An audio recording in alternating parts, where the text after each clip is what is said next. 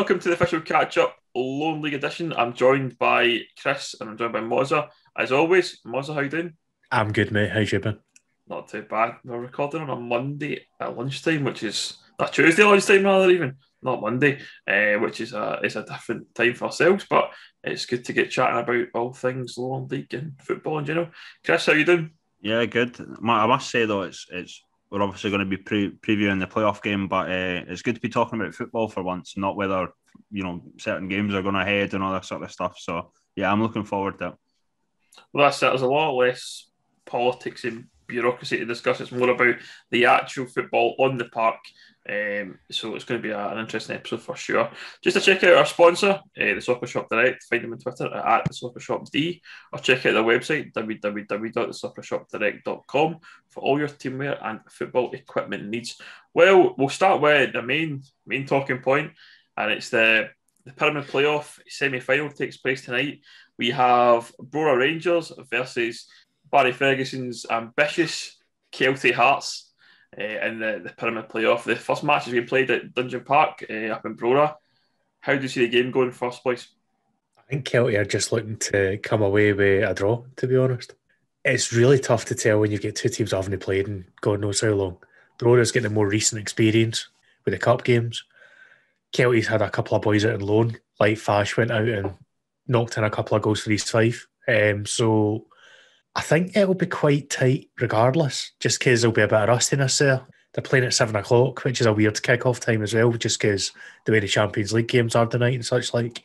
Otherwise, they wouldn't have been allowed to stream it, so that's why they're doing that. But I could see it being a draw and everything going down to Saturday, in all honesty, or at least a narrow win either way. But I think if you're Brora, you want to go down with an advantage in your back pocket. So they'll be doing what they can to get the win tonight.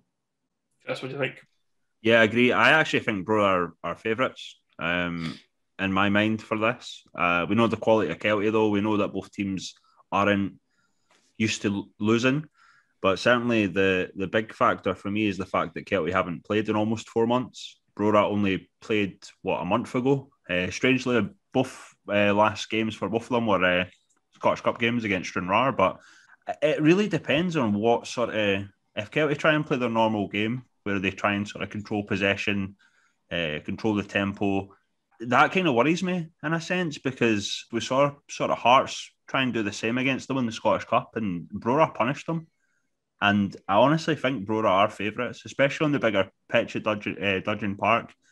Kelty will be short of match fitness, obviously, so it's very interesting to try and call this because of the massive gap. But if you think 4 months, a long time for a footballer, I mean, that's almost like a complete holiday before pre-season. Mm-hmm. So obviously travel's not going to be a factor because Kelty are already up there, having left on Monday evening to get up there. So that's not going to be a factor. I don't know if Brora are going to do the same, obviously, before Saturday, like maybe come down on the Friday. But it's fascinating. But I do honestly think Brora, in my head over heart, Brora favourites, but it's so hard to go against Kelty because we know how good they are. But I'm definitely think Brora can pull something off, and if they do, to take maybe a 1 or 2-0 win down to New Central Park, I think they're favourites for the whole thing, because they go down to New Central Park. It's a smaller pitch. It's easier to hold a lead. It does make for a fascinating fixture, but I definitely think Brora do have the advantage in my opinion. I think it's the first time in a few years we've had a genuine toss-up between two teams for a playoff like this, because if you look at Cove made short work East Kilbride. Like the last few times this has happened, there's been a better Highland team or a better Lowland team by not a distance, but a fair way, I'd say. So, like, either team could win this and you wouldn't be surprised. And I think that says a lot about both teams. Yeah, I think Brora as well have that confidence about them because they've obviously got a result against Hearts in the Scottish Cup, so they're going to have that. Hearts. It's only Hearts, obviously, but definitely they'll have that in their head. Well, we can beat Hearts, we should be able to beat Kelty Hearts. That's probably their thinking, and I think they've definitely got the ability. No doubt about it. I don't know much about squads in terms of fitness or anything like that, but certainly those guys have been I presume that they have been training for quite a bit now, haven't they? I know they were kind of waiting to hear back in terms of when they could restart, and they got the all clear and stuff to actually train. So they've been obviously ticking over, but I don't know if they'll have managed many like bounce games in because there won't be probably that many other teams to play in terms of getting kind of any sort of match kind of sharpness. So maybe it'll be tough for both of them for sure, but close game, fully expected, and I think it's going to be quite tight going into the game on Saturday. I think it'll still be all to play for on Saturday. I feel personally. I think it depends. I mean, I see the game going either one or two ways because I've seen a few games, obviously, or we have seen a few games, obviously, where at the start of the season where it's either a nervy sort of close game or it's an absolute goal fest, and I think it could turn out this way as well. Obviously, away goals don't matter, so if Kelty are going to win this, they have to sort of keep it close in the first leg, I think, and then go to New Central Park. And I think that if they had the home advantage first, I think it would probably be a wee bit better for them, actually. Especially looking at pitch sizes, I think Dudgeon Park's actually quite a big pitch compared to New Central Park. So that'll play a factor, certainly, in match fitness. But hey, look, we've said it before, obviously, Kelty are a good team. They have had weaknesses in the past, where I think Barry has sort of worked on. I think they only conceded 4 goals in the Lowland League this season. So I do generally fear that Brora will look at this and say, well, we've got the home advantage. We can take this tie by the scruff of the neck. I mean, the flip side of it is Kelty might actually be happy to get their away leg out the way first, because if they're both rusty, they'll both be a wee bit more kind of ready for Saturday's game, you'd think. Try and get out of the way, well, they might miss chances that otherwise could be taken. So it can go, there's positives and negatives to the situation for both sides, I'd say, but I think Kelty need to come down the road with, at worst, a 1-goal deficit, because as you say, Chris, if they're 2-3 goals behind, then it's a tough ask. We're obviously a Lowland League podcast, so what do you think, guys, is the kind of important factor for, I guess, Kelty? You want to see Kelty get the result on the weekend. What do you think is going to be important for them to do to get that result? As Chris has already kind of alluded to, they need to go up and keep it tight up there on the bigger pitch. I need to come down the road with a draw or a win. I'm not confident in them getting through if they lose tonight, because Brora are a team that are solid as a rock, and they will be delighted to be able to counter-attack all day in the second game. So, yeah, I think Kelty need to get something tonight. And I think most Kelty supporters would agree with that, in honesty as well, that like Kelty are a much better team where they can invite pressure onto them and hit on the counter. I know that's not their kind of MO, but you see what they do to teams when they take a lead, and then teams are forced to come at them, and suddenly balls over the top of the defence, Nathan Austin's in.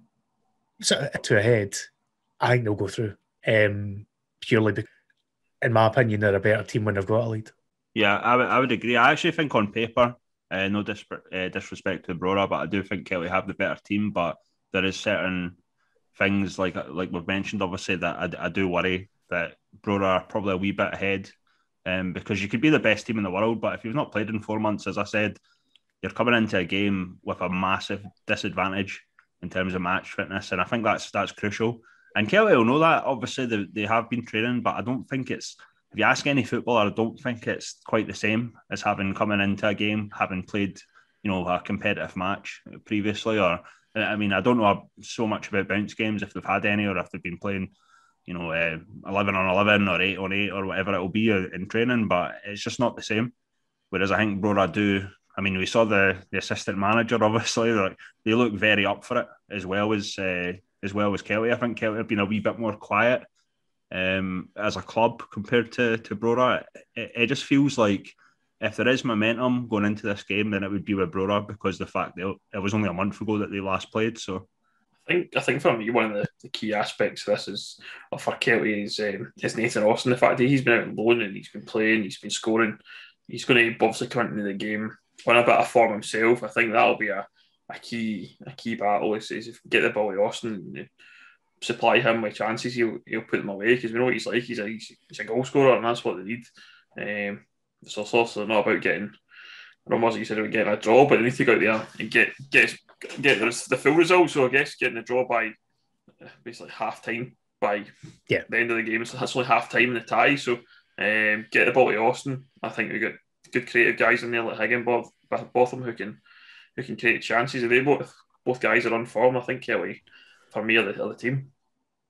It's interesting. Yeah, well, as Chris just said, exactly the same thing. It will be really interesting to see how it plays out because there are so many unknowns that it's quite hard to make a confident call, isn't it?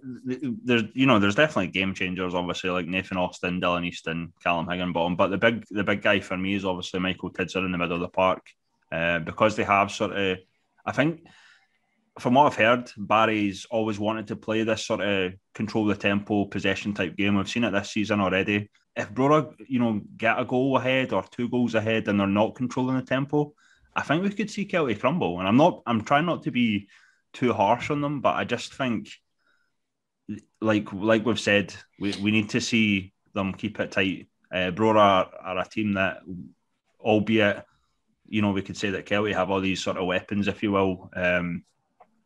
Brora are a dangerous team, and we've seen it so many times where we've looked at Scottish Cup ties between Lowland League sides and Highland League sides, and we've said, oh well, the Lowland League side's going to get through. They're the favourites, and it's just not happened. So there's that to it as well. I don't want to feel like I'm playing down Kelty's chances, but there is certain thing. There's probably more concerns football in terms for me for Kelty than there is for Brora, like we've mentioned. Yeah, absolutely. I think they're both different sides completely in terms of how they play. I think, as you said before, Brora are quite solid and can defend well, whereas Kelty have got this kind of a great bit of attacking flair as well that they have, and it's going to be one of those games. I think it's going to be an exciting watch. Personally, I'll probably watch it tonight on the stream. I think I'll probably spend my tenner and get the game and see what it's all about. It'll be because it's one of probably the more exciting games now in terms of football. Obviously. Yeah, I'm a Colt Marmot fan, so our game's exciting for us just now in terms of trying to stay up. But beyond that, I think for me, as a neutral, it's going to be a good game to watch, and hopefully rooting for Kelty because they're representing the Lowland League and what we want to see is as many Lowland League teams get up to the League Two anyway. So I think we'll be looking forward to seeing hopefully Kelty get us out. I had a tenner to watch a Brechin game the other day, so can only go better than that. That's the thing, though. I think most people, I think, over the last few years do consider this as the more important game compared to the playoff game against Club 42. It's like, it almost feels, and it's no disrespect to Brechin City, but almost feels like whoever wins this is going to be in the SPFL, given the fact that there's probably not a lot of people that are hopeful that Brechin will be either Kelty or Brora. I don't think even their chairman, obviously Ken Ferguson, believes that they can beat Brora or Kelty going by the fact that they've tried to stop the playoffs. But this is the main one for me, I think, in terms of who's going to be in the SPFL. But anything can happen in the playoffs, and I think we have to be fair to all the teams involved. But yeah, I think this is the more exciting of the playoff ties, I think. Yeah, and I think, in fairness, we should probably talk about Brechin a wee bit here because obviously there's been a lot that's happened the last few weeks. I watched the Brechin Annan game to get an idea how they've actually been playing, so I'm not just accused of dismissing them. You just watched that for Daz Christie, let's be honest. I did watch it for Daz Christie and he did score. So it was worth every penny of that time. We were there for the Daz Christie. But to be fair to Brechin, they do play some nice transition stuff for defence to midfield. There's some tidy play, but it's when they get to the edge of the box, they just don't know what they're doing. They're completely devoid of ideas and their defence is static. So anytime they lose the ball there, suddenly they can get cut to pieces with just a simple through ball or a ball over the top. And Annan did that, albeit with one absolute comedy goal, the first goal where the goalkeeper didn't realise the ball was going to come off the bar and he thought it was going over the bar. Less said the better. But I feel sorry for Brechin's fans because I think what we've learned the past week or two with everything that happened is that it's the actions of not just everyone in the board. It's not everyone in the boardroom at Brechin. It's certain people who are leading the board at Brechin that are trying their best to scrape and claw their way out of this playoff. Most of the fans have been saying, look, bring it on. We've still got a chance of staying up. We deserve to be in the playoff. It's 2 years in the spin. Kelty and Brora were going to be in it last year anyway. Just get on with it. Stop whinging. And the other thing we learned was it was actually the SPFL who took it to arbitration, not Brechin. Albeit, clearly when Ken was on the board, he'd probably been pushing for that. But Doncaster and co were the ones that actually went to go and check it, which tells me they were looking to protect a member club, essentially. And they'll probably be disappointed the fact this playoff's not happening. But it's the right thing to go ahead. And I'm delighted that after all the work I put in trying to read these statutes of law that I've been proven right and not had egg in my face after it. I think if you look at the Brechin, there's a few guys in there that we know that have played at Lowland League level or East of Scotland level, and we've never had anything against Brechin. I think we need to make that clear. I think I said so much on Twitter as well. But the fans, I actually feel sorry for the fans. I think at first that they were quite defensive of their club, which we fully expect. But then I think we've had messages from Brechin fans saying that they were actually embarrassed by how the club's acted, and I actually feel sorry for the Brechin fans. But I think this could be a brilliant thing for Brechin. I know they probably won't see it now if they do get relegated, but you've got to think of how rejuvenated East Stirlingshire and Berwick Rangers have been in the Lowland League. They're actually winning games. They're back to, well, I think East Stirlingshire are a wee bit further along than Berwick at the moment, but they're actually back to competing. And I think that's a good thing. If Brechin were saved again for League Two, or saved again next season and saved again, they would only still finish bottom. I mean, what's the we don't have to worry about relegation, so why change anything? But if there's a chance that they get relegated, then it's a perfect opportunity to get things changed and start competing again and try and get back to the SPFL if that's what's going to happen. So there's too many clubs that are stagnated in that League Two. We've called it out before, but I think they need that sort of boot up the backside, for a lack of a better term. But nothing against Brechin. I actually, we wish them well as well. So I'm looking forward to the second playoff game. I just think myself and the majority of people think the one of Kelty Brora is probably the one to look at before Brechin as well. I mean, there's still a culture in League One, League Two among some people that, non-league, why are we even entertaining them? And to be fair, some of the new media are perpetuating this as well. Like Craig Telfer, for example, I'm going to call him out now because see this chat about non-league jobbers, whether it's meant in jest or not, I think you'll find it Daz Christie, I think you'll find it Tam Orr, all these guys are totally disproving you, mate. And if Kelty go up or if Brora go up next year and smash Stenny, it's yet another proof that that's just a nonsense statement. So folk would do well to actually respect where we are in the pyramid now and stop showing so much fear about these ambitious clubs that are coming up. And I know the ambitious Kelty Hearts is a bit of a funny tagline by now, but they're a hell of a lot more ambitious than many teams languishing in League One and League Two than now. I love that wee shout out there for Craig Telfer there. That sort of was a wee bit disrespectful in what he said, but I think he's had previous where he's sort of mocked non-league teams for getting put out there the Scottish Cup by SPFL teams and that, and it's like, well, wouldn't you expect that? Like, I know we celebrate every sort of cup shock, if you will, or inverted commas, obviously, but like you've got to.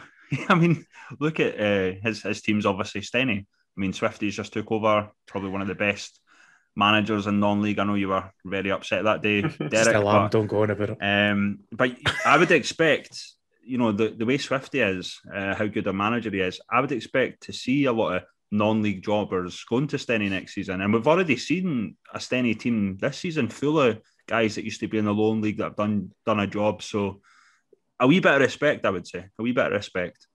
Completely agree, boys. I think we've gone back to the point about Swifty, and he knows the West of Scotland League really well in terms of he's played there, he's managed there as well. He's been around a lot of the clubs. He knows the players, he knows the managers. He's guaranteed to be bringing some of those boys in. We saw with BSC last year. He brought in two from Talbot and one from Pollock. It was top players in terms of Andy Leishman and Craig McCracken. In fact, brought Jamie Glasgow as well from Auchinleck. And obviously our man Daz Christie, we've talked about that guy enough. I think we've probably got his move to Annan. Let's be honest, we were big fans of Daz. And I think with the Swifty Rose, say the league, you'll probably want to see this. Because a lot of those guys are probably playing in the West for money. Probably that's probably the main thing in terms of being able to play and get good money for playing like a local team. They maybe might see the opportunity to go and play in League Two. I think go back to Daz. I think I'd be surprised to see Daz playing in the West. I would think he's absolutely capable. We've seen it. We've seen him with Annan already. He's capable of playing at a higher level, and Swifty will be. That's the kind of guys he'll sign. The guys he knows, the guys he can trust, and they're no different to some of the players in the League Two already. So I think we'll see that, and I think this kind of bit of a kind of look down your nose at non-league just has to stop, because the only reason ultimately we haven't been able to play these teams before is because of the kind of glass ceiling in terms of the pyramid. Now that's opened up, but I mean, we're coming in terms of West and East teams and Lowland League teams. We're coming for these teams in the League Two, and to watch our back is what I say.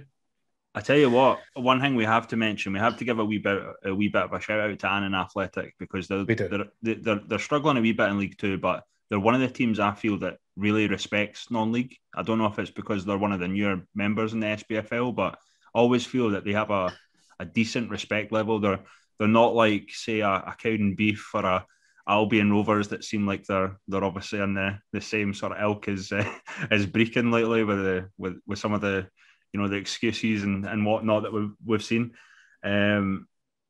I really do like Annan Athletic, and it's same. I think it's similar to Queen of the South. I don't know if it's just the region where they're based, but they always seem to be quite supportive of non-league. The South teams generally tend to be quite open to things, don't they? I know that's a very wide assumption to make, but no, your likes of Annan, Queens are still very in touch with other local sides, even down to South of Scotland level. So that's always been the case there, I feel like. But yeah, there are clubs up there who are very open to progress and that kind of thing. Obviously, we've got Cove and Edinburgh City up there now. Chances are we might have a third one in the SPFL next season. The tide's beginning to shift, I feel like. And it should get easier in years to come to argue for actual automatic relegation. We'll see how it progresses. I saw something from actually one of the sort of Edinburgh City fan accounts. They were kind of questioning whether, if it was them at the bottom, whether there would be a sort of argument of whether they'd be relegated. But I think also East Fife as well. We've got to sort of give them a wee bit of a shout. They've always been quite, we've obviously seen the likes of Nathan Austin go there on loan. I know he's been there before, but they seem to be like another club that tends to give non-league players a chance. They picked up Tom Collins in the summer as well, and they've done it with a few players. We mentioned Stenny just briefly there, but we had seen some news during the week where there was an incident, Albion Rovers versus Stenny, and there was an allegation of abuse towards David Cox, the Albion Rovers forward. Apparently, David Cox he has had some struggles with mental health in his life, and it's been alleged that Jonathan Tiffany of Stenhousemuir has abused Cox by saying he should effectively have, when he tried to kill himself a few years back, he's done it properly, and that I think for me that's just if true. I think the thing is we don't know for certain what's been said. It does sound like there's been a bit of kind of to and fro between both players, supposedly, but I think for me, if that's true and that's been said, it's a horrible thing to say to anyone. That it's beyond the pale.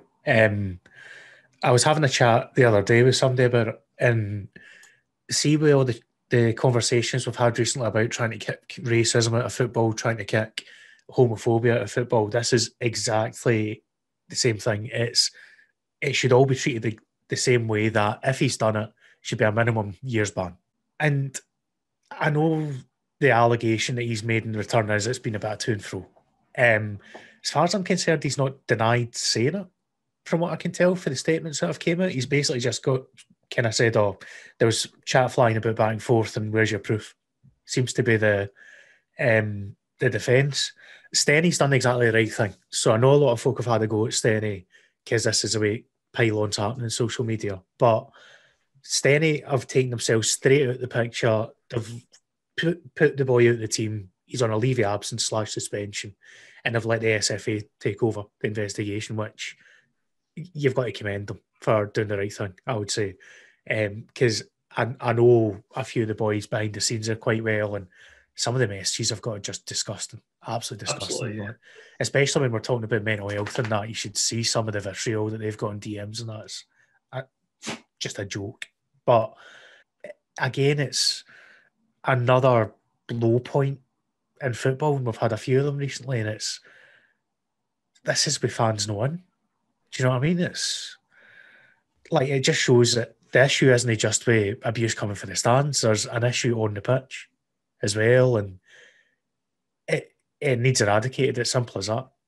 Yeah, I think my take on it, when I've sort of read into it, is the fact that there might have been sort of comments made to Jonathan Tiffany. I mean, he's had, sort of issues personally as well. I think we've mentioned it before, but I don't think you should ever get personal, no matter who it is. No. And I think there's been I think you've mentioned obviously, Ben, but there's maybe been a bit of a to and fro. But if he has said what he said to David Cox, I think it's unacceptable. And I did read a follow-up article where David basically said he's not reversing his decision on retirement, which is a shame. And even worse was the fact that he said he thought about, ending his life over this. Yeah. And it's one of the things that we kind of brought up privately. Like, could you imagine the guilt you would feel if you had said that to someone and then they went and sort of done something? Aye. And it's just not right. And we're obviously been advocates for mental health, and we've obviously been a wee bit concerned, especially this season, the season last, for the players, because there has been a few players that have had issues. And it's one thing that we have to sort of promote. This is the concerns. Obviously, if a player comes out and says he's had issues and that, he is subject to abuse, and it just needs to end. And the SFA or the SPFL, whoever it will be, needs to take a stand against it. And I think you're right, Moz. I think we have to, any form of discrimination, if it's over your mental health, over your sexuality or racism, it has to all be treated the same. Mm-hmm. And whether or not, Cox or whoever said something to Tiffany, which I hope they haven't. I mean, to me, that's just as bad. But from what, I don't want to defend Tiffany if he said that, but certainly just don't get personal. That's always been our sort of stance of over everything. It's a shame. It's a terrible issue, and it'll be interesting to see how it's dealt with. In the next sort of few days, weeks, however long it will be. Yeah, I think you're right, Chris. I think the thing for me is, you mentioned there about personal abuse. We know boys will be boys in terms of on the park, and you'll give each other a bit back and forth. That's part and parcel of football. We go to games and you hear the shouts from players to player, but and the same when the fans are there quickly to give players abuse, and you get the odd player who'll give it back, and that's part of football. That's probably one of the reasons why we enjoy it. There's that bit of needle, and there's a line, I think, for me, and that's it. I think things like this is just kind of beyond the line. You can take it to a certain level, and you can give a bit and slag someone off or whatever. But I think once you get to a certain point when you get personal, and certainly when it's about things like whether someone's had a personal struggle in life or racism, homophobia, whatever, then that's kind of beyond the line for me, and that's where it needs to stop. And things can be said in heat in the moment, and maybe obviously if they have said it, it's been a regret it, but for me it's just too far. And we need to sort out and make sure we can obviously play nice but play fair. I think that's the important thing. We don't want to be too wrapped up in cotton wool, but certainly we need to kind of steer clear of things like that. No, you don't want to take the edge out of the game or anything like that, but at the same time, there's a common decency level that needs to be hit, and I think most people would agree with that. in fairness. We're hardly saying that we should stop players talking here. We're just saying stop things that wouldn't be acceptable in the street, in the pub. Simple. I always think of obviously football as a bit of a sort of workplace. Would you get away with saying that to a fellow professional in any other sort of work environment? I don't think so. It's a sackable offence. Yeah, exactly. So it has to be treated the same on the football park. And I get what you guys are saying about it's part of the game, of course it is, and there's banter, but lines were crossed, I think, and the fact that David Cox has decided to retire over it, it does speak volumes in terms of what's been said. And I think there has been something said. I don't know if I take your viewpoint, Mozza, where I think he was trying to say, well, he verbally abused me. That's the way I looked at it. But he's got to had to said something for him to, literally walk out the stadium at half time and go home. There has to be something said there, in my opinion. Oh, no, I totally agree with you. The only point I was making was that Tiffany, I don't feel like has denied that he said it. Okay. Because he's basically said, I got goaded. But he hasn't actually said he didn't say what he's been alleged to have said. And as you say, the fact that he left the game at half time while being on the bench and recorded that, and if anyone's seen the video, it's a tough watch because Cox is really emotional when he's talking about it. Clearly something's been said. I think that's beyond doubt. The thing I don't understand though is that Cox was on the bench for Albion Rovers. Tiffany, I believe he was playing. He was in the starting lineup. So at what point does Tiffany get to Cox to give him abuse? That's the bit that I don't really understand. He was playing left back. Apparently, it was at a throw-in. Right. Yeah. So for me, then that's the thing again. Don't want to defend or take sides, but Tiffany should be focused on what's happening on the park and not what's happening on the side of the pitch. And if Cox has said something to him, and I don't know, from the bench, and he's obviously, I think Cox got booked, I think, for kind of arguing with the ref or something. So I don't really know how it's transpired, but I find that a wee bit odd, the fact that Tiffany should have been kind of focused on the game and not bothered about what the shouts are from the sideline, and all of a sudden it's blown up into this massive thing. But I guess we'll find out in due course, and it'll be fully investigated by the SFA, and we'll hear exactly, maybe not exactly what we said, but we'll kind of get the gist of what's happened, and those who deserve punished will get punished. So moving on to kind of other news within low league football, one of the main talking points we've had over the last week and a half is that BSC manager Stephen Swift has left the club and has joined Stenhousemuir. Feels like this could be the Stenhousemuir podcast this week. We've mentioned them far too many times. But firstly, we'll come to you, Mozza. He's your gaffer. Just give us your thoughts. I'm gutted he's gone, but he deserves it. He's deserved a jump up to SPFL for a year or two now. And I think Stenny's a good place for him to go because there's a lot of good work happening there behind the scenes. So I must admit, as soon as that job came up, I had a wee bit of fear about it. And here it is. But it was either there or Stranraer were the two that I thought would be the ideal openings for him. Like, he's obviously got a bit of history with Stranraer, but it's tough for the club because we'd only just started making preparations for next season. And obviously Swift had said to the squad, right, let's get together, let's see what's happening. We now need to start from scratch because he's taking these whole backroom staff for him as well. So this is a massive appointment for BSC. Given that before Swifty, we were a mid-table side, potentially heading towards the kind of lower half of the table, and he's turned us into a contender. So we really need to keep that momentum up, otherwise it's only going to get harder to get this league. We say it all the time. Our window's closing, I would say, if we want to try and get up to League Two in the next couple of years. So I'm slightly nervous, but I'm also kind of cautiously optimistic about it as well. We'll see what kind of names come in and what ridiculous names get linked to it. 100 to 1, by the way, for anyone listening. 100 to 1, brilliant. 100 to 1, nice. I was, I don't know if it's because I've obviously spent so much time with you, Mozza, but I did feel a wee bit empathetic to you and the BSC lads, obviously. But I agree. I think Swifties deserved his chance. Brilliant manager. Really respect Swifty and what the job he's done at BSC. massive shoes to fill. Massive shoes to fill. I don't know. It's going to be very difficult for anyone coming in unless they've got the sort of connections that Swifty has, either higher up or maybe in the West. I'm actually thinking it's maybe you're probably looking if you're going through the same route as Swifty. I think you're probably looking at perhaps looking at a manager from the West of Scotland, but that's just my opinion, or someone that certainly has the association with the SPFL or higher up. It's an interesting take. I think Swifty had his own style in terms of what he brought to BSC and who he brought in.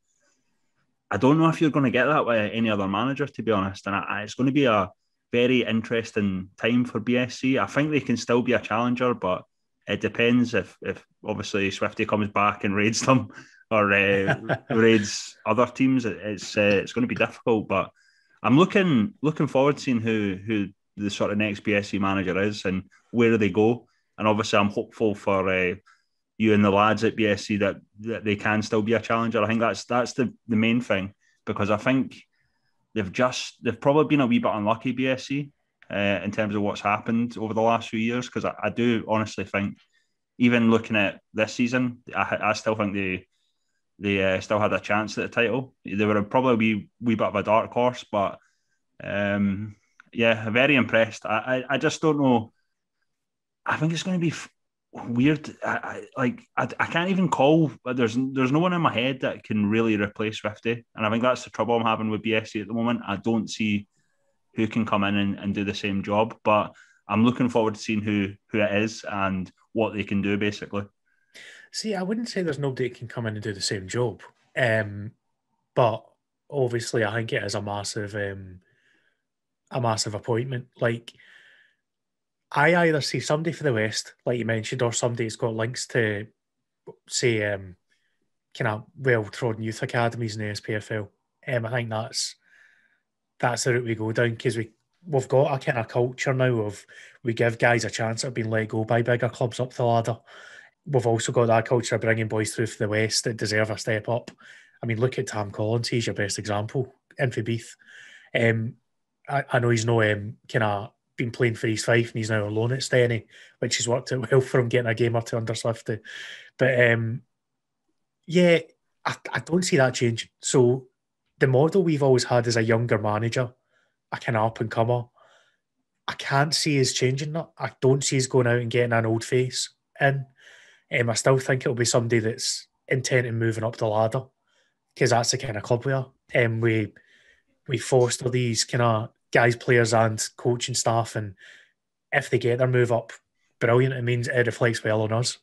So that's the way we run. And when you run like that, you're always going to lose people, players and staff to bigger teams if you're successful. So them's the risk you take, unfortunately.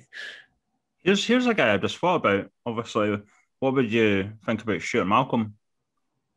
I don't think Malks would be in the thoughts. Obviously, this is my opinion. I should point out, not in that I know behind the scenes of that. But yeah, I don't see Malks as the kind of manager we'd bring in, to be honest. He's obviously was at Forfar early in the year in East Kilbride, so he knows the league well enough. But I see as more as being a team that will go down a level to pick a manager that has the ability to step up. Yeah. Chris Drains of the world. Waiting for it. I've been waiting. I've been waiting to set it up. I was waiting for Ben's reaction there. I was waiting for that. I mean, either that way, or I could see us giving Stephen Dobby a shout as a player manager, for example. Which would be my personal dream appointment. I'd love to have Dobby in, but especially if he's still playing, mate. He is. He's still going to be playing, as far as I know. But I think he wants to go player coach or player manager. Is there something in that, was there? I wish there was something in it. There's no knowledge whatsoever behind that statement, but all I'm thinking is Stephen Dobby playing for BSC. The same way when Stevie Murray played for us, he was just class. So Stevie Murray's a blast in the past, man. Stevie Murray. He was so good when he came to us. Wee pocket rocket himself, but that Queen of the South shout out wasn't an accident earlier. But But like, there's a few guys like that who have recently finished their playing days or are coming to the end of their playing days that have been doing their badges, working away, that are known to the club. So we'll see. We'll see what happens. I'm not going to say too much about Chris Strain because I don't want to see him go. I fancy a good crack at the West this year with Chris at the helm. So, I'd be surprised if Chris came to us, mate. I think he's got a good thing with the Buffs. No, but totally. I think we've got a lot of plans as a team, and but who knows, man? If he, I don't know if he would apply for that kind of job, but he might certainly. If someone wants to reach out to him, then he might be interested. But let's hope not. Let's hope he goes and rattles all the West teams one more time, and we can get ourselves up into that playoff, and we'll play. But I think for me, I'd expect to see somebody quite progressive coming in here. And to BSC, I think that's absolutely what you'd expect to do. I think one of these old hands that we can talk about is probably not the type of manager. The thing I think for me though is that the whole kind of going down that player coach route, is that what BSC need? Maybe better off having a full time manager who's focused on the side, the playing side, like Swifty, excuse me, was. Do you think that's the way to go, player manager or player coach? I mean, I think the club will be open to anything now, and they'll just we're quite a well thought out methodical outfit, I would say, behind the scenes. That George will take anyone's application and judge on his merits, without he's not the kind of guy that will go in and say I want this person. So it'll be interesting. It'll be very, very interesting. And obviously, as soon as I hear something, I can't tell you. So it'll come out in due course, no doubt. I was going to say, is there a timeline for getting a new person? Obviously, the new season's going to start in July, so you want to get someone in soon to get kind of pre-season underway. I'd like to see something the next couple of weeks, and I suspect that's what the timeline will be, but we'll see. I mean, I should actually say thank you to Swifty if he's listening, because he gave me a wee shout out on his wee cheerio statement, although I found out for Cam at Stenny, Cam had a chat with him and he didn't know my name was Derek, he just knew my name was Moser. So there's that. Loads of people must think your name's Moser, let's be honest. I generally thought your name was Morrison for about a year or so until I found out it wasn't actually Morrison at all, which was always quite funny. But Ian Thompson at Kelty still calls me Rampant if it's any consolation for you, Derek. I mean, to be fair, most folk just know me as that through football regardless. It got to the point where with the COVID teams, half the time it just said Moser Robertson on it. So I had that's one of the reasons I had to put Chris in on my Twitter page, because people just were calling me Rampant, which is all right. I don't mind, obviously, but it was just like, yeah, it was a bit strange. So I was just like, I just had my real name in there as well.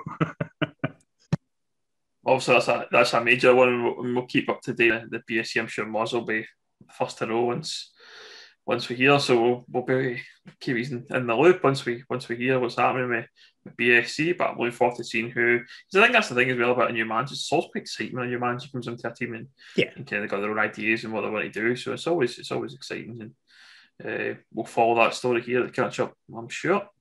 Moving on, just a few other things that have happened around the leagues in the last few weeks. Obviously, we've seen a few clubs licensed in the east and in the west, which is great. So quite a few more teams. I know Clydebank in the west have got their licenses of Cumnock, and I think I've seen quite a few of these teams have got their license. I think it was 5 or 6, was it already? Have got their license in.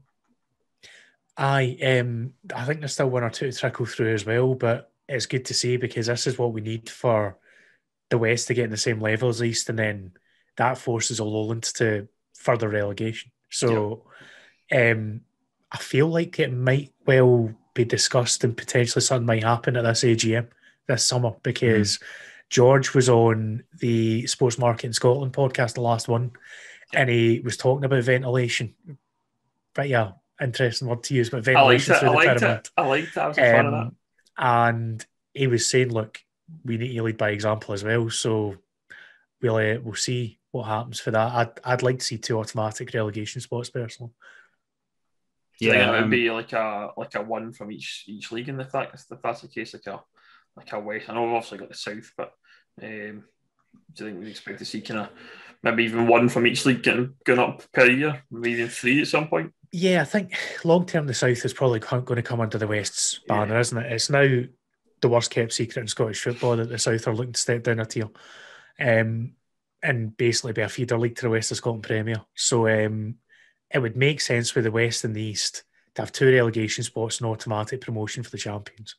And potentially over time, maybe add in a playoff for the runners-up, but we'll get there. The main thing is we would have proper up and down every single season to get started.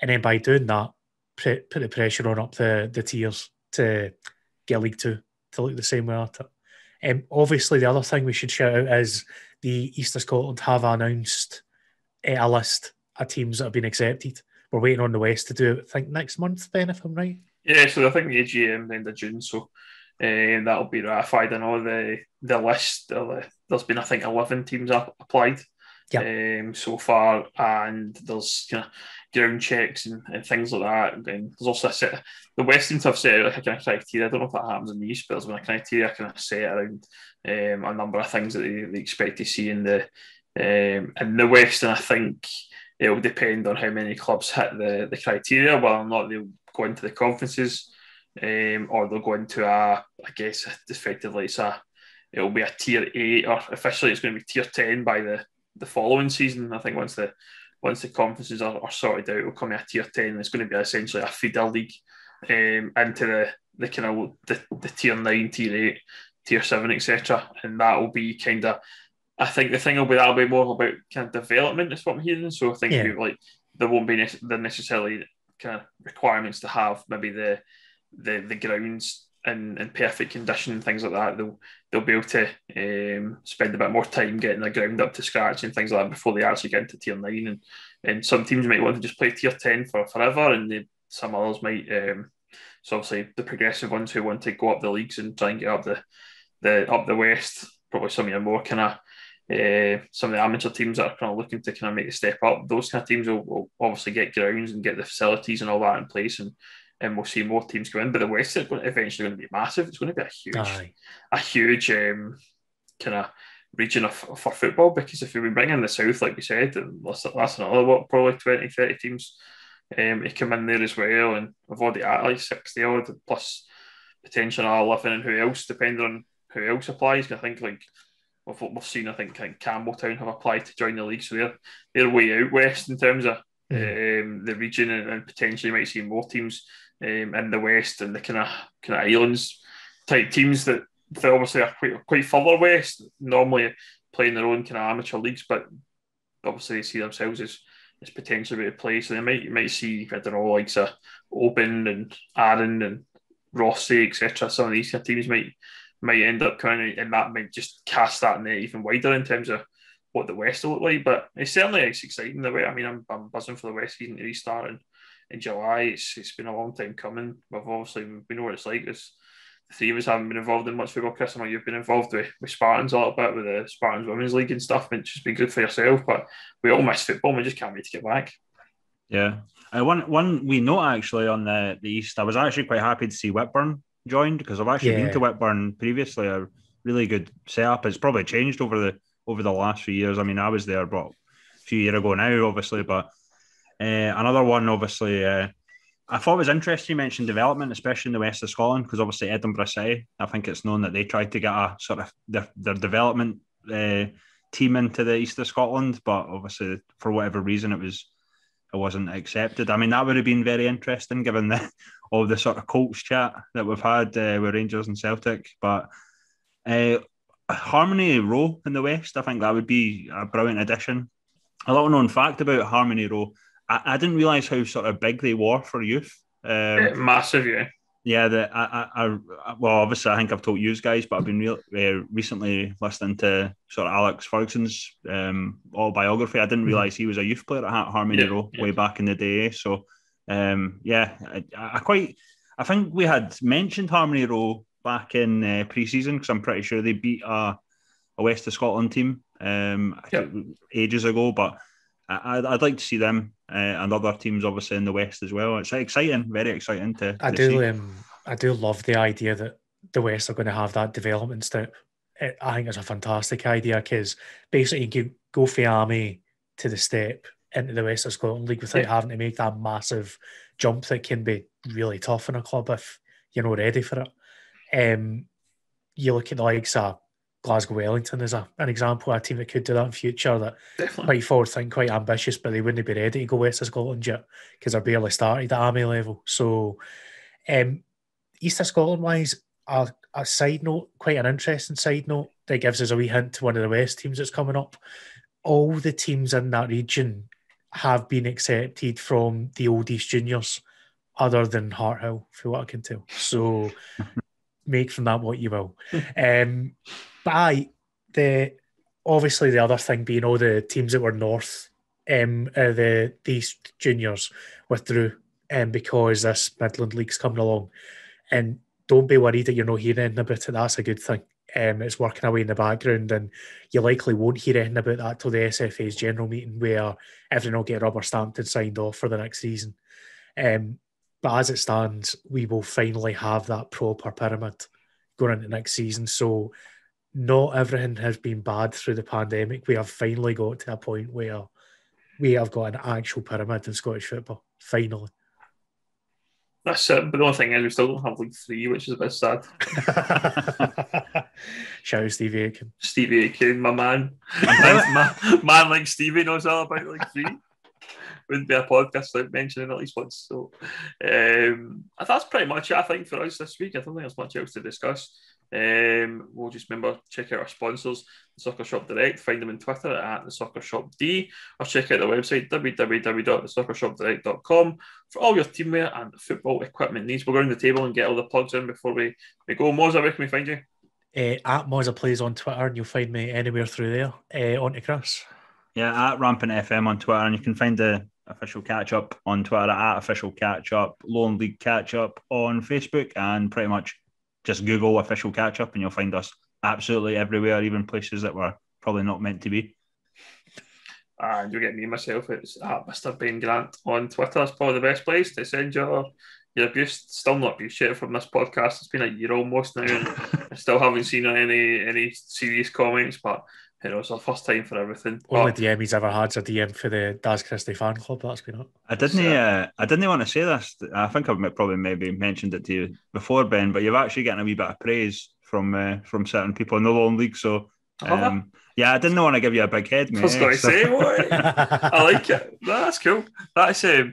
Talking about the one DM I did get was someone trying to scout out a player who had just left Cowan Rangers, which was interesting. I was like, how do you know who I am? But it turns out it's a podcast, you know. I was like, it was a connection there. So yeah, that's all for us this week. We'll be back probably in a couple of weeks' time. There's more to chat about, but I guess we want to say good luck to Kelty. I guess we want to see them get the result tonight and on Saturday, and we'll be back soon. Cheers.